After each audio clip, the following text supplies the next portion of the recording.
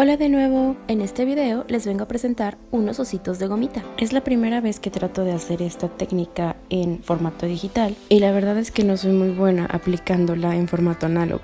Al igual que con cualquier dibujo, siempre inicio con el boceto y posteriormente el delineado.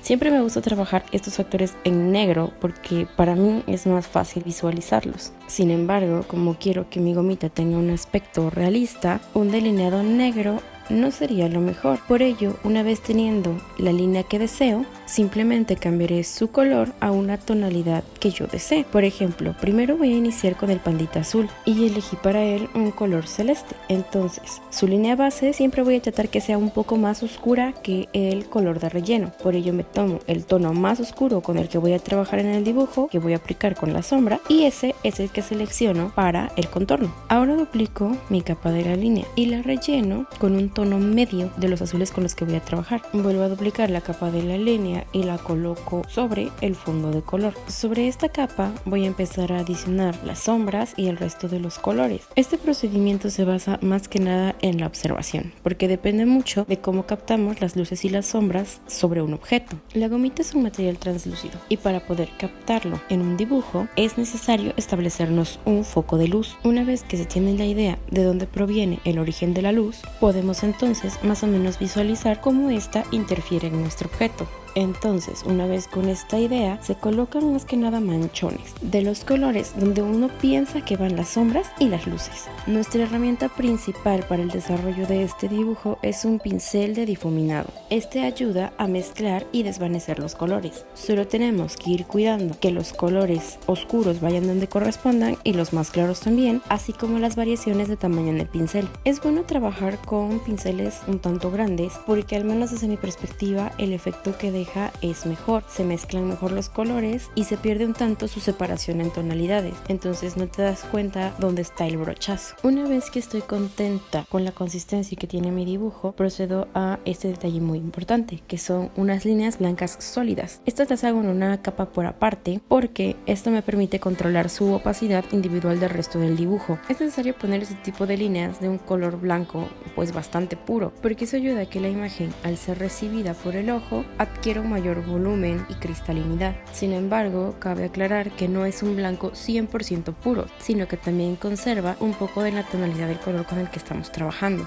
Además, tampoco se encuentra en una opacidad al 100%, sino quizá un poco menos, entre un 70-85%. Este color no lo difuminamos, pero al alterar su opacidad hace que se mezcle bien con el resto del dibujo. Quería que estos panditas fueran de esos panditas raros que traen el centro de un color diferente. Para este azul, por ejemplo, quiero añadirle un centro rojo. La gran ciencia de esto realmente se soporta en la gran capacidad que nos brindan los programas para dibujo digital, porque se sustenta en la traslapación de capas y en la capacidad de reducir la opacidad de las mismas. Entonces, en una capa diferente, con un pincel de aerógrafo suave, pongo el color que deseo, por ejemplo en este caso el rojo, tratando de que sea un poco más saturado en el centro y un poco más difuminado hacia los bordes, para que tengamos la idea de que se pierde con el resto del color de la gomita. Luego duplicamos la capa donde tenemos nuestros colores de sombreo y etcétera, y la superponemos sobre la capa que contiene el color rojo. Ahora nuestro dibujo quiere un efecto un poco raro,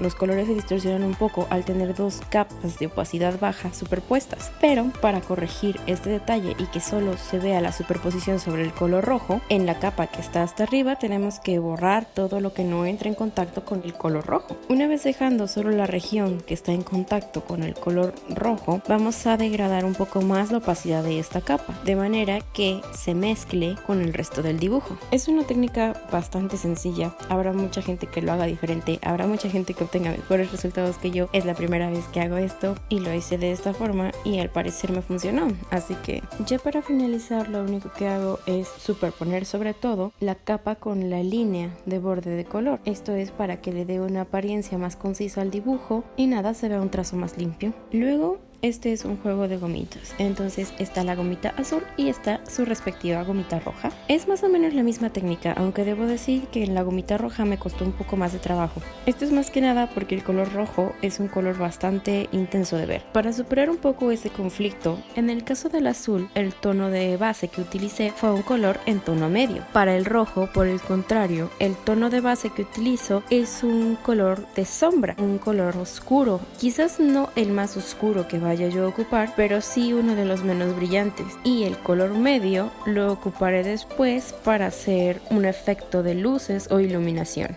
A pesar de todo esto, tuve que contar con lapso de despegar mis ojos de la pantalla, porque realmente trabajar con un color rojo durante tanto tiempo daña las retinas. La capa de blancos que utilicé en la gomita azul fue prácticamente la misma que terminé usando con la gomita roja. Y para introducir el color azul dentro de la gomita roja fue prácticamente el mismo procedimiento. Lo único que varió fue que a través del color rojo, el color azul se modificaba, a diferencia de con la gomita azul. En este caso, nuestro azul se volvía como verdoso. Por ello tuve que trabajar otro tono de azul que al verse a través del color rojo diera el color que necesitábamos. El orden que manejo de las capas es hasta abajo mi color de base, arriba nuestra sombra, sobre este el color del centro y sobre este la región que cubre el color del centro, después nuestra capa de blanco y al final nuestra línea de contorno. Una vez que tengo todo esto, ya solo me queda merger las capas para así manejar un único dibujo. Entonces ya combino las capas y posteriormente presento. Pongo a un lado el pandita azul y pongo al otro lado el pandita rojo. Ahora solo coloco mi firma y ya está. Y bueno, para ser la primera vez que hago un dibujo digital de este estilo, creo que quedé un poco satisfecha con el resultado. Aún así creo que me hace falta practicar, claro está, pero no sé, ustedes díganme qué opinan. Espero que les haya gustado. Gracias por ver.